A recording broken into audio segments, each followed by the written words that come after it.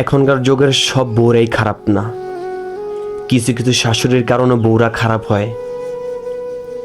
একটা বউ যখন সারাদিন ঘরে কাজ করে, কাজ করার পর শাশুড়ি থেকে যেখানে শুনতে মন চায় যে বউ মারহাবা ভালো কাজ করছো, সেখান থেকে শুনতে হয় শাশুড়ি থেকে যে কি কাজ করছো তোমরা। আমাদের সময় আমরা কাজ করতাম মাঠে ঘাটে, কানি কানি আমরা ফসল করতাম, ফসল করার পর 4-5টা ছোট ছোট বাচ্চা লালন পালন করতাম, সাথে রান্না বাড়াও করতাম। আর তোমরা কি কাজ করো? যখন এগুলা শুনে তখন তাদের মন থেকে আর কাজ আসে না, মন থেকে আর শাশুড়ির প্রতি সম্মানটা আসে না।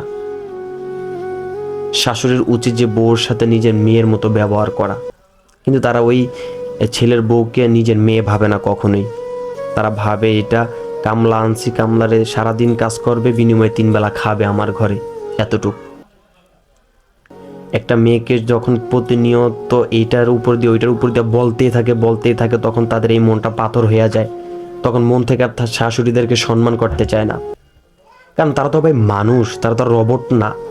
তাদের তো একটা দিল বলতে আছে, ওই দিলে মনটা যায় যখন আঘাত খায় তখন তো ভাই আপন মানুষেরও তারা ভুলা যায়।